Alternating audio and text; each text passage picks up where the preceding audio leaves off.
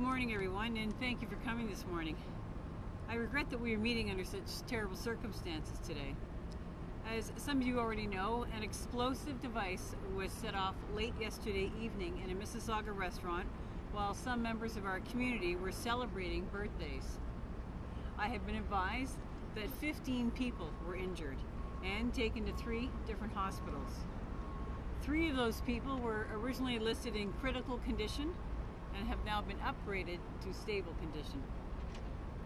Our thoughts and our prayers go out to the victims and to their families. We know this is an extremely difficult time for them. I want to assure everyone that every police resource is being used right now to locate the people responsible for this horrendous act. Now I'm going to share with you some of the details about the incident itself. On Monday, May 24th at approximately 10:30 p.m., Peel Regional Police received a call for an explosion at a restaurant located on Hurontario Street and Eglinton Avenue in the city of Mississauga. 3 people were taken to the Toronto Trauma Centre, where they remain in stable condition. Those victims include a 35-year-old man from Brampton, a 62-year-old woman from Mississauga, and a 48-year-old woman also from Mississauga. The other 12 victims range in age from 23 to 69 and were taken to local hospitals with injuries and have been since treated and released. 2 men wearing hoodies were seen entering the restaurant with an IED, which is an improvised explosive device. The men were seen fleeing the scene immediately following the explosion. Police across the GTA have been notified and are now looking for these men. The first man is described as 5'10" to 6 foot, has a stocky build, and is in his mid-20s. He has light skin, was wearing dark blue jeans, a dark colored zip hoodie, a baseball cap with a light gray peak, and his face was covered with a dark cloth. The second male is described as 5'9" to 5'10", fair skin, thin build, wearing faded blue jeans, a dark zip-up hoodie with a brass-colored zipper, and the hood pulled up over his head, a gray t-shirt, and dark-colored skate shoes. His face was also covered with dark material. Photos of both of these men can be found on our website at www.peelpolice.ca. We need the public's assistance to help us identify these men. I urge anyone who may have information about this incident or who was at or near this restaurant at the time of this incident to please contact Peel Regional Police 12 Division, which is at 905-453-2121, extension 1233.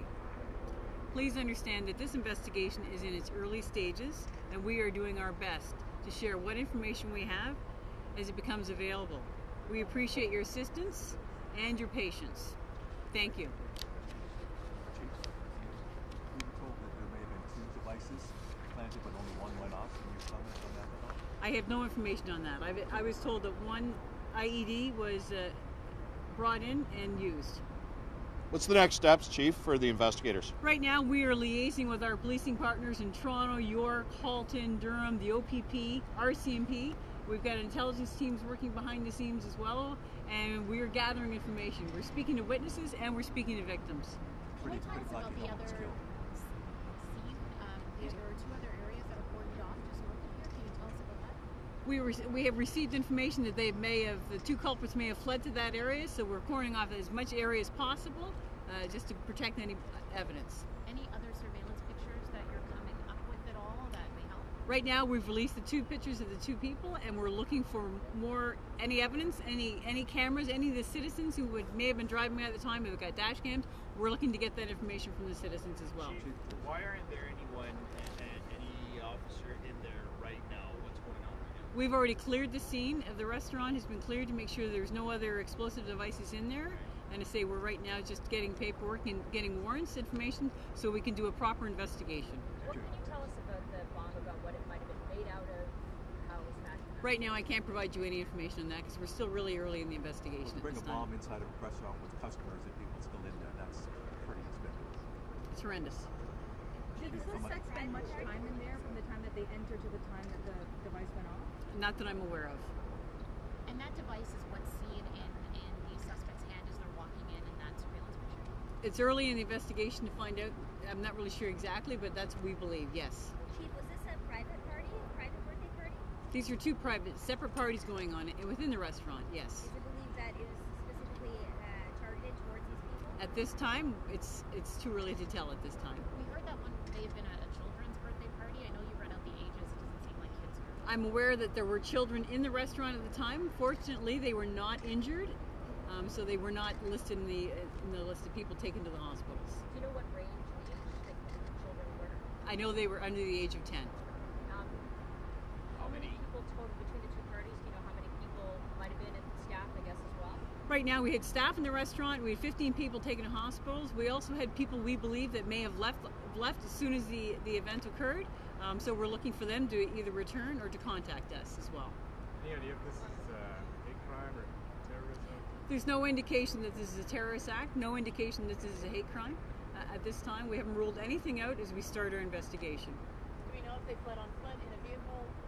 At this time, we believe they fled on a vehicle, but that's all the information we have. The Indian consulate has set up a hotline, and it's rare that you see something like this happen when there is an incident at any restaurant in GTA. Any indication why they're doing that? I think we're getting contacted. I think it's just a sign of support for the community, and we have a really strong network in our community, and I think everyone is reaching out. So, Mayor Crombie, did you want to speak to that? Certainly. Thank you. Certainly, the Council General for India has reached out to me as well for any information, but of course we haven't released any names of any of the victims. Let me just say, if I may, that my thoughts and prayers are with the victims. I'm thankful that there were no fatalities. This is certainly not anything you would expect to happen in Mississauga, not my Mississauga. This is not the Mississauga I know. I will say that this is a heinous crime that's been committed. I want to thank Chief Evans and all the first responders that were on hand late last night and who have been working throughout the night and early into the morning for looking after the victims and being so diligent. Police are actively investigating the scene, as you can see, and we ask that anyone with any information please come forward and tell the police. Certainly the people who have done this need to answer for their crimes, and they need to be brought to justice. Thank you. Chief, you said that did you say the suspects took off in a vehicle? We're not sure at this point. We're not ruling anything out at this point. So you don't have a description of the vehicle you can share? No, we do not. Chief, what about surveillance video inside? Do you have some good footage that you're investigating? Or? We have photos. We're on our website right now, so we're looking at all the other evidence right now. But was there surveillance, like cameras in the restaurant? I can't confirm that, no. Can you describe the interior of the restaurant now? Have you been inside? Or? No, I have not been inside. As soon as we cleared the scene to make sure there was no other victims in there, it's been locked down, so I have not been inside. There's lots of damage or not much damage? I understand there was considerable amount of damage. Can you say where in the restaurant the bomb was put down?